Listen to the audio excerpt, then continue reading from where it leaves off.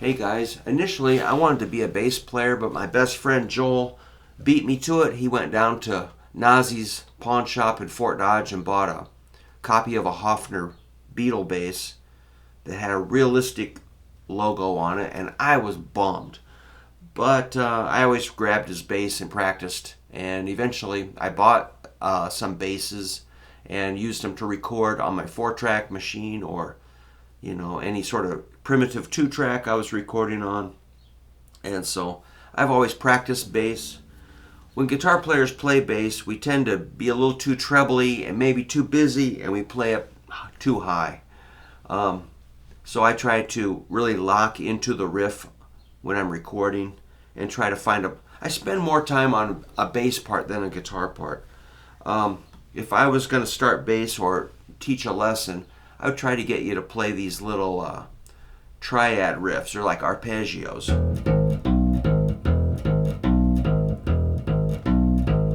So on an E chord, over an E chord, I would play E, G sharp, and B. That's the root, 3rd and 5th.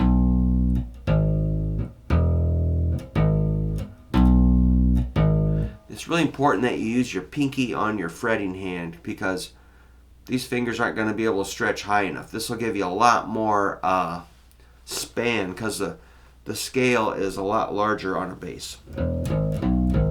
A,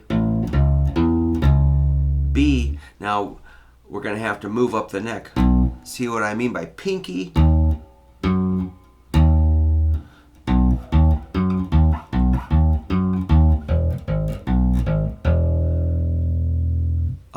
So keeping it simple is super cool. I was just thinking about one bass gig I did.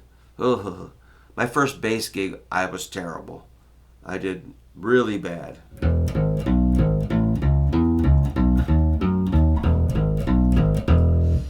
You just gotta play that really basic beat, like bum. Or if it's country, which it was a country gig, I destroyed it. I sucked bad, but something like that. That's a root and a 5th.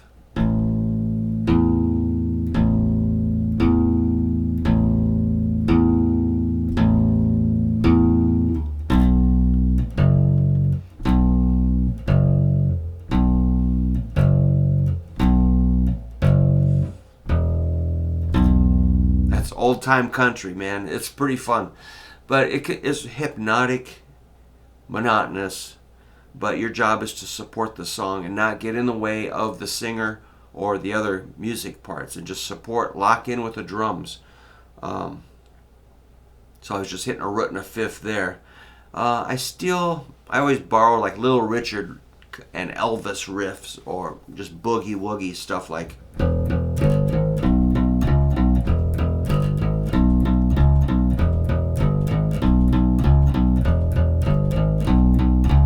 That's a root, minor 3rd, major 3rd, 5th, 6th to the 5th, E, G, G sharp, B, B, C sharp, B.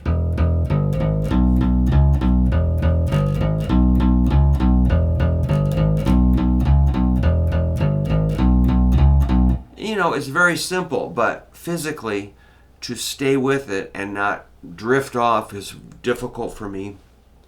And to remain focused, keep going up with the same riff consistently, plus physically hold that sound without your hand getting numb and tired and dropping off the instrument. It's got to be pretty much airtight. You can't be falling asleep in the middle of the song. You got to keep that, you got to commit to that 2.5 minute song.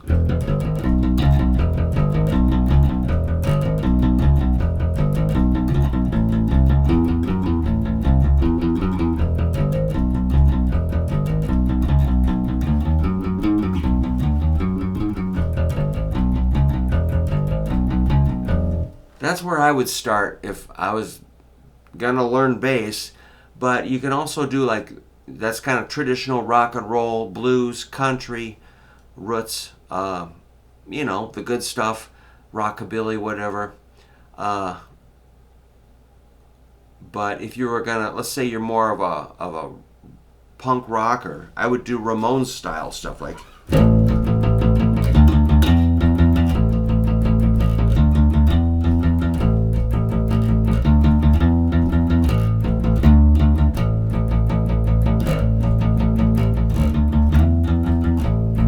That's just a root, a 1, 4, 5 chord progression. Don't confuse that with chord tones.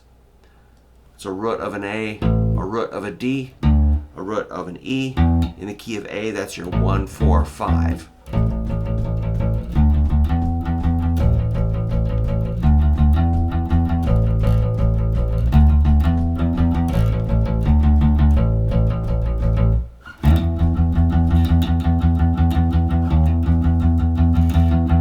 Again, being really consistent with your timing and tone and all that. Of course, it can get much more complicated from there, but that's a good foundation, doing your eighth notes.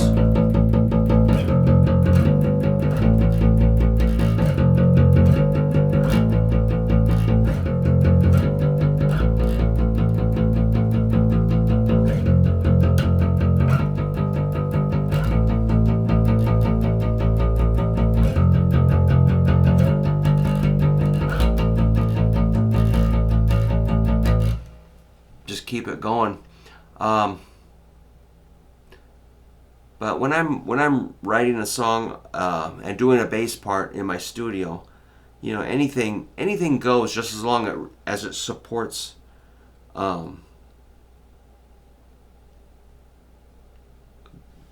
chords and the vibe of the song. So based on those arpeggios, like let's say it's G sharp minor.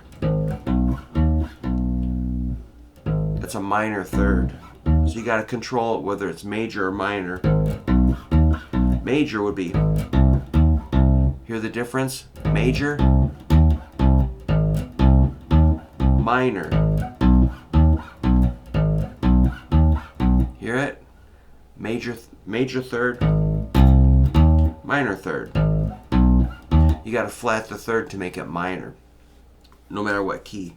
And you can, like I always try to, when I record or make a bass part, I always try to think of a small part of the song where we can feature the bass for just like maybe a measure or just a little, maybe the guitars go away, it's just drums and bass for maybe like 4 bars, and then the guitars come in. And then, or I'll leave a little hole where the bass can poke through and make something exciting. Maybe like, check this out.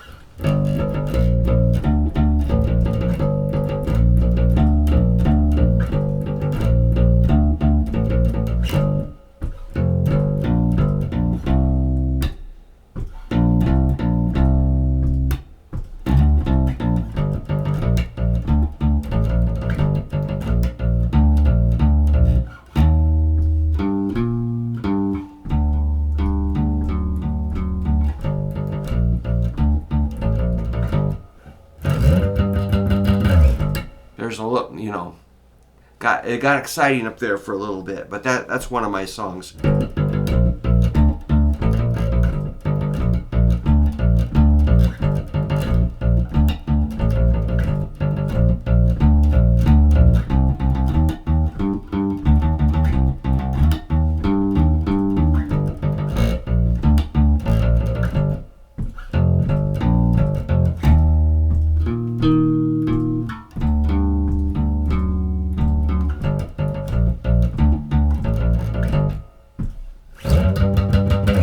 So it's got a little bit of flash up high, we'll have some, maybe on the last verse, I might bring it up an octave and really drive home the energy.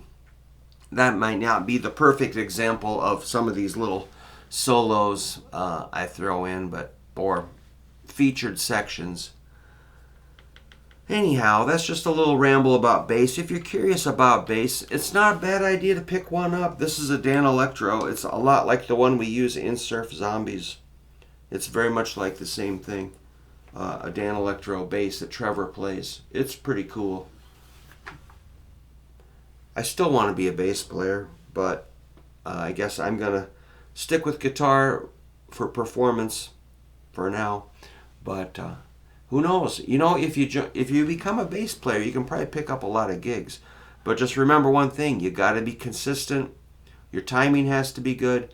Your endurance and focus have to be good, and you play the role of a supportive part of the rhythm section. And your job is to lock in with those drums and just make that killer foundation. And it's a lot of fun, and I think it's a good way to serve. There's a great need for bass players, so keep that in mind if you're looking for something to do. Get yourself a bass and start practicing on your triads.